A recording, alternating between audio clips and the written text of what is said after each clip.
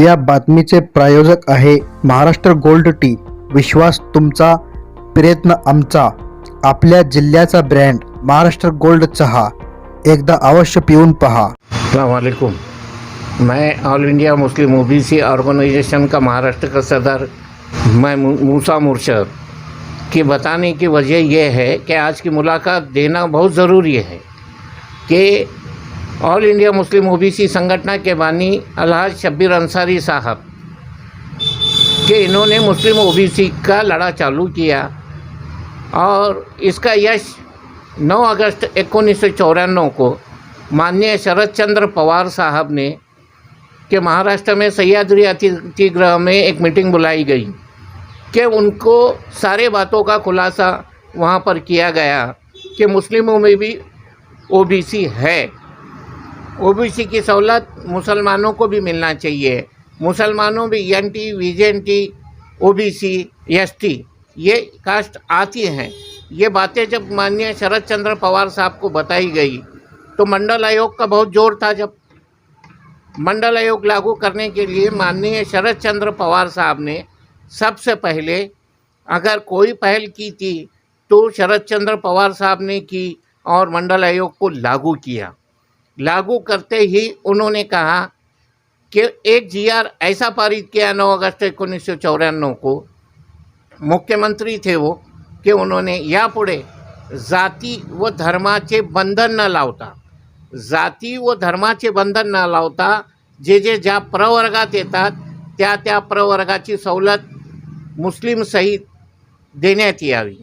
ये जीआर अगर निकालने वाले कोई थे तो माननीय शरद चंद्र पवार साहब थे कि उसके बाद 95 के अंदर युति शासन बैठी कि हमें बहुत से यानी कि कोल्हापुर के धरती के अंदर एक मुसलमान खाली नगर सेवक था, एक ही मुसलमान कोल्हापुर के अंदर, जो शाहू महाराज की धरती सबसे पहले अगर आरक्षण किसी ने दिया है तो वो शाहू महाराज थे।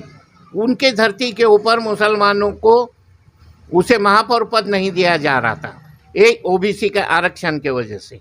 ओबीसी का आरक्षण वहाँ लागू नहीं किया जा रहा था तो वहाँ पर अलहाज शब्बीर अंसारी साहब ने उपोषण किया था। उपोषण के बाद यही उद्धव साहब ठाकरे के मुख्यमंत्री मनोहर जोशी ने कि वही शरद पवार साहब का जीआर के यापुढे जाती व धर्माचे बंधन न लावता मुस्लिमा सहित ये शब्द डालकर एक जीआर निकाला। जो शरद पवार साहब ने किया था वो जीआर को 9 अगस्त 1995 के अंदर माननीय मुख्यमंत्री मनोहर जोशी ने लागू किया। तो ये करने वाली सेना थी। तो आज ये जो कह रहे हैं कि हमने आरक्षण लागू किया, अरे तुम्हारा जन्म होकर 1 महीना भी नहीं हुआ तो तुम आरक्षण कहाँ से लाओगे?